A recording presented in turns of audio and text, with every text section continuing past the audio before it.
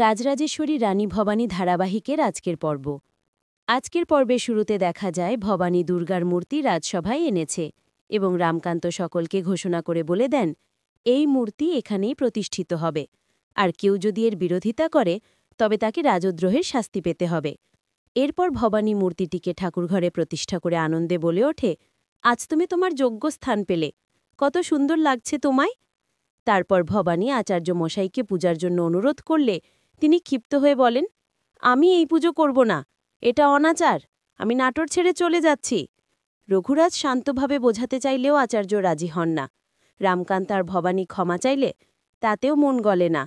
তিনি ঘোষণা দেন, নাটোর ভুলে যাক এতদিন আচার্য নামে কেউ ছিল, এবং রাজসভা থেকে বেরিয়ে যান। এ সময় রামকান্তের পিসি ঠাকুমা সবার সামনে বলেন, রামকান্ত রাজা হওয়ার পর থেকেই শুধু অনাচার শুরু হয়েছে।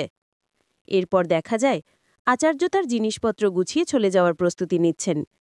ঠিক তখনই ভবানী গিয়ে তাকে অনুরোধ করে, তারাপীঠে যদি রাজামশাইয়ের সঙ্গে এমন না ঘটত তবে আমরা কোনোদিন আপনার আদেশ অমান্য করতাম না, দয়া করে নাটোর ছেড়ে যাবেন না। কিন্তু আচার্যের মন গলে না, তিনি রওনা হয়ে যান। এর মাঝেই দেওয়ানার রামকান্ত এসে ভবানীকে বলেন, আচার্যের খোঁজ রাখবেন এবং ফিরিয়ে আনার চেষ্টা করবেন। রামকান্ত প্রহরী নিয়ে দেওয়ানকে পাঠিয়ে দেন আচার্যের পেছনে। পরবর্তী দৃশ্যে ছাতিনায় দেখা যায় আচার্য তার মেয়ের বাড়ি গিয়েছেন, কিন্তু সেখানে পৌঁছে জানতে পারেন তার মেয়ের স্বামী মারা গিয়েছে। ঠিক তখনই দেওয়ান সেখানে উপস্থিত হয়ে বলেন, আমি আপনাকে ফিরিয়ে নিতে এসেছিলাম, কিন্তু এখানে কি ভয়ঙ্কর অবস্থা। আচার্য দুঃখে ভেঙে পড়ে বলেন, আমি নাটোর ছেড়েছি, আর ফিরতে চাই না। এদিকে রাজসভায় রঘুরাজ আর রামকান্ত মুর্শিদাবাদ যাওয়ার প্রস্তুতি নিচ্ছেন। রামকান্ত উদ্বেগ নিয়ে বলেন, আচার্য মশাই আসছেন না কেন? তখন রঘুরাজ তাকে সান্ত্বনা দিয়ে বলেন, মন গলতে সময় লাগে, চিন্তা করো না। তখন ভবানী এসে প্রদীপের তাপ নিতে বলেন এবং রঘুরাজ ও রামকান্তের নিরাপদে যাত্রার কামনা করে বিদায় জানান। অন্যদিকে দেওয়ান নাটোরে ফেরার পথে হঠাৎ জঙ্গলে কিছু আচার্যদের কথা শুনে দিক পরিবর্তন করেন। সেখানে গিয়ে তিনি জানতে পারেন আচার্যের মেয়েকে জোর করে সতীদাহর প্রস্তুতি চলছে।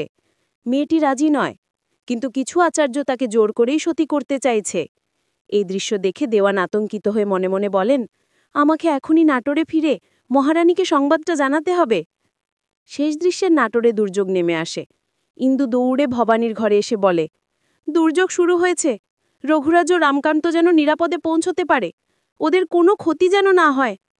ভবানী চিন্তিত হয়ে বলেন, কিন্তু দয়ারাম দাদা এখনো ফিরল না, তার তো আচার্য মশাইয়ের খবর নিয়ে আসার কথা ছিল।